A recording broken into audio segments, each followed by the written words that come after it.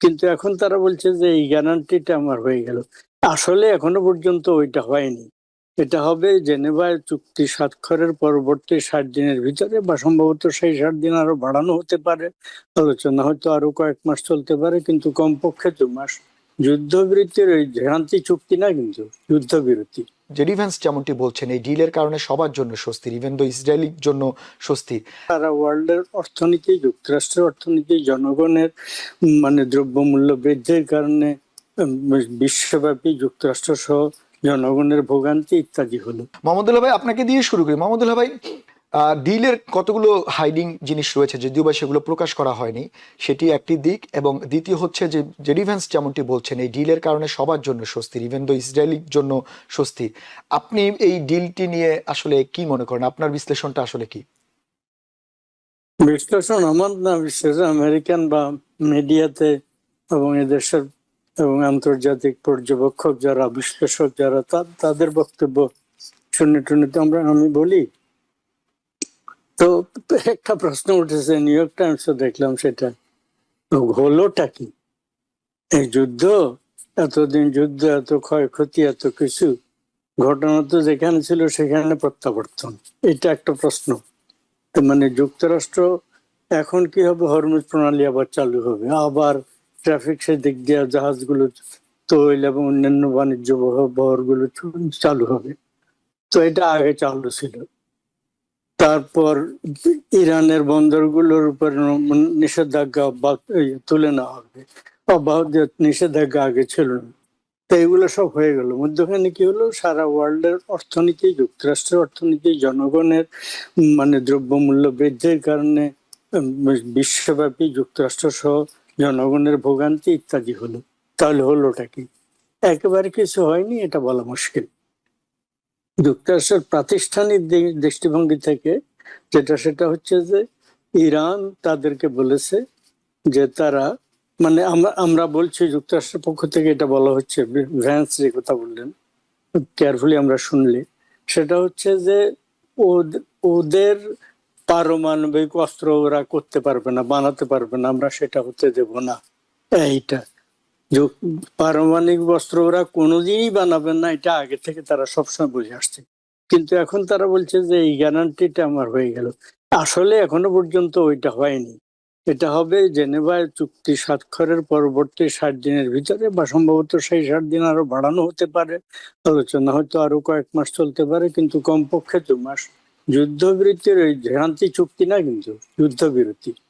যুদ্ধ বিরতি, অস্ত্র বিরতি, এই টাইমের ভিতরে অন্য জিনিসগুলো আলোচনা হবে। সেটার মধ্যে একটা হচ্ছে মানে নিউক্লিয়ার, পারমাণবিক ব্যাপার। পারমাণবিক ব্যাপারে কয়েকটি দিক আছে। একটা হচ্ছে ইরানের হাতে সমৃদ্ধকৃত যে ইউরেনিয়াম আছে, বিশেষ করে 60% পর্যন্ত সমৃদ্ধকৃত, যেগুলো আর মানে 90% পর্যন্ত নিয়ে গেলে 60% থেকে 90% নেওয়া ইজিয়া, 30-20% গুলোকে ওই লেভেল নিতে সময় সাপেক্ষ, তাহলে সেটা পারমাণবিক বানাতে পারে। সেই জন্য 60% পর্যন্ত সমৃদ্ধকৃত বেশ অনেক ইউরেনিয়াম ইরান হাতের কাছে জমা আছে।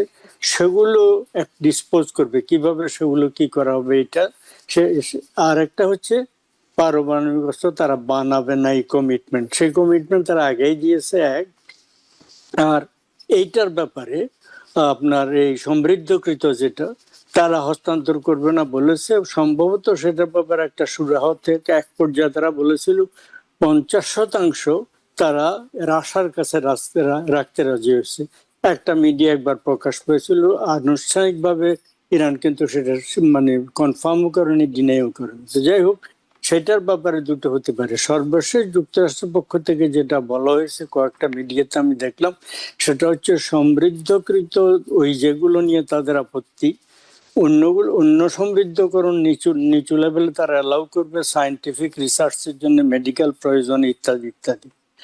অতিরিক্ত উচ্চ পর্যায়ে সমৃদ্ধকৃত যেটা অস্ত্র বানানোর জন্য আরো সমৃদ্ধ করা যাবে, সেটা কি করবে? কি ওখানে ইরানের ভিতরে রাখার ব্যাপারেও যদি একটা হতে পারে, এমন ভাবে আন্তর্জাতিক অ্যাটমিক এনার্জি কমিশনের তত্ত্বাবধানে, এটা জাতিসংঘের একটা সংস্থা, তাদের তত্ত্বাবধানে রাখবে, তারা পাহারা দিয়ে রাখবে এটা, অথবা এটা সেখানেই এটা ধ্বংস করে দেওয়া হবে ইত্যাদি, অথবা এটার একটা অংশ এর আগে যুক্তরাষ্ট্র কিন্তু জোরে বলেছিল পুরোটা আমাদের হাতে দিয়ে দিতে হবে।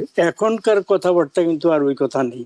ফলে ওইটার ব্যাপারে সম্ভবত একটা আপসরফা হবে যে সমৃদ্ধকৃত, উচ্চ সমৃদ্ধকৃত, উচ্চমাত্রা সমৃদ্ধকৃত যে ইউরেনিয়াম আছে সেটা মানে ডিসপোজ করার ব্যাপারে সম্ভবত আন্তর্জাতিক অ্যাটমিক এনার্জি কমিশনের তত্ত্বাবধান রাখার ব্যাপারে। কিন্তু সেখানে আরেকটা ফ্যাক্টর আছে, সমৃদ্ধকৃত যেগুলো সেগুলা মাটির এত গভীরে রাখা হয়েছে, মানে পাথরের সব পাহাড় মাটির গভীরে, সেগুলা অনেক ধ্বংস হয়েছে আশেপাশে। সেগুলো এখন এমন অবস্থায় এসছে মানে যে যুদ্ধের এদের আক্রমণ, মিসাইল ইত্যাদি আক্রমণে যুক্তরাষ্ট্র এবং ইসরায়েলের, আর তাছাড়া তার উপরে ওরা ইরানিরাও নিজেরা দুই কারণে, একটা হচ্ছে ওটা রক্ষা করার জন্য, দুটো হচ্ছে ওইটা যে বিকিরণ যাতে না হয় ক্ষতিকর সেই জন্য। এখন ওটা উত্তোলন করা সম্ভব হবে কিনা সেটা আরেক ব্যাপার। তো বলে ওভারঅল ওই ব্যাপারটাতে মানে যুক্তরাষ্ট্র কি জিতে গেল সেটা বলা মুশকিল, এই নিয়ে বেশ প্রশ্ন উত্থাপন হবে। ইসরায়েলের পক্ষ থেকে ইসরায়েল খুব আনবিক, তারা ভেবেছিল যে ইরানকে কে প্রায় মানে যেটা বলেছিল যুক্তরাষ্ট্র, সেটা ছিল ওখানে মোল্লাতন্ত্র খতম করে দেওয়া এক নম্বর এখনকার যে রেজিম, এবং ওই যে রেজা পাহলভীর পুত্র সে তো লাফালাফি করছিল, সে আবার ক্ষমতায় যাওয়ার জন্য উদ্যোগ নিচ্ছিল। ফলে একটা রেজিম চেঞ্জ করা, এমনকি প্রাক্তন রাষ্ট্রপতি ওই দেশের যিনি ছিলেন আহমেদি নেজাদ, তিনি ইসরায়েল প্রচন্ড কট্টর ইসরায়েল বিরোধী হিসাবে পরিচিত, তাকে এরা ভিতরে ভিতরে সিলেক্ট করেছিল বলে খবরের প্রকাশ হয়েছে যে তাকে আবার ক্ষমতা দেবে, রেজিম চেঞ্জ করে নতুন রেজিম হবে। এই ক্ষেত্রে একটা কথা স্পষ্টভাবে আমাদের সবাই জানা উচিত, উল্লেখ করা উচিত, এই যে কথাটা আহমেদিনেজাদ, এইটা সহ অনেক কথাই আমরা যা শুনি অনেক সময় ডিসইনফরমেশন ক্যাম্পেইন হয়, ভুয়া খবর চালিয়ে হয় ভুল বুঝাবুঝি তৈরি করার জন্য। যেমন ইরানি লিডারশিপের মধ্যে ঝগড়াঝাটি, মতান্তর, বিরোধ ইত্যাদি এটা হতে পারে, ওই দেশের জনগণের ভিতরে মানে নানা ধরনের বিভেদ তৈরি হতে পারে। যাই হোক, রেজিম চেঞ্জ হয়নি তাদের, তারপরে তারা নিউক্লিয়ার ওয়েপনের কথা আগে থেকে যে অবস্থায় ছিল সেই অবস্থায় আছে, কিন্তু কাজের কিছু কাজ হয়েছে। একটা হচ্ছে সেই দেশের যে সামরিক অস্ত্রশস্ত্র, অত্যাধুনিক সমস্ত অস্ত্রশস্ত্র, যেটা মিসাইল, ক্ষেপণাস্ত্র তৈরি ইত্যাদি, তারপরে তাদের এই যে এনরিচমেন্টের কারখানাগুলো যেগুলো ছিল সেগুলোকে অনেকাংশে ক্ষতিগ্রস্ত করে দিয়েছে। এখনো তাদের কাছে কিছু মিসাইল আছে, সেগুলা দিয়ে তারা এখনো ফাইট করতে পারবে, সম্ভবত কিছু মিসাইল ভবিষ্যতে আর বানাতে পারবে, কিন্তু বেশ ভালোভাবে ওটা মানে তাদেরকে পিছিয়ে দিয়েছে। তাদের বেশ কিছু কলকারখানা, ইন্ডাস্ট্রি ধ্বংস করে দেওয়া হয়েছে, তাদের কিছু বড় বড় সেতু ধ্বংস করে দেওয়া হয়েছে, তাদের কিছু হাসপাতাল, বিশ্ববিদ্যালয় ধ্বংস করে দেওয়া হয়েছে। এর আগে বহু বছর আগে, প্রায় 40 বছর আগে ইরাকের সাদ্দামকে দিয়ে ইরান আক্রমণ করে দুই দেশের ভিতরে 8 বছরের যে যুদ্ধ হয়েছিল, সেটাতে ইরান একবার পিছিয়ে ছিল, সেটা কয়েক দশকের জন্য তাদের অর্থনীতি ক্ষতিগ্রস্ত হয়েছে বলা হয়ে থাকে, কমপক্ষে 2 দশক কমপক্ষে। এবারেও তাদের অর্থনীতি ভয়ঙ্কর ভাবে ক্ষতিগ্রস্ত হয়েছে, মিলিয়ন মিলিয়ন লোক, কয়েক কোটি লোক সেখানে মানে প্রচন্ড খাদ্যাভাব ইত্যাদি দারিদ্র্যের অবস্থায় চলে যাবে, এগুলো হয়েছে।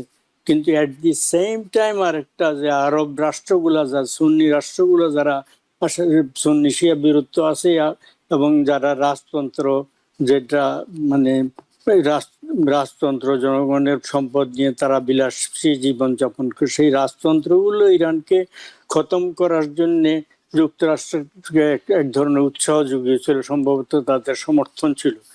তারা এখন বুঝতে পেরেছে যে ইরানের হাতে যে অস্ত্র এখনো আছে এবং তারা সম্ভবত আরো কিছু বানাতে পারে, তারা স্বস্তিতে থাকবে না, তাদেরকে ক্ষতি করতে পারবে। ফলে এখন তারা সংযত হবে বলে আমার ধারণা। তো ওভারঅল যেটা হয়েছে, ইরানের এই ধরনের মানে আক্রমণ করে পশ্চিমের ইমিডিয়েট যেটা টার্গেট ছিল এই টার্গেট গুলোর কোনোটাই অ্যাচিভড হয়েছে মনে হয় না। এক, দুই নম্বর হচ্ছে তাদেরকে যারা উৎসাহ দিয়েছিল, একদিকে ইসরায়েল, ওদিকে আরব রাজতন্ত্রগুলো, তাদেরও আশা ভরসা কিছুটা হয়েছে। কিন্তু at the end of the day একটা কথা বলে শেষ করছি, সেটা হচ্ছে যুদ্ধটা এখানেই শেষ হয়ে গেল তা বলা যায় না।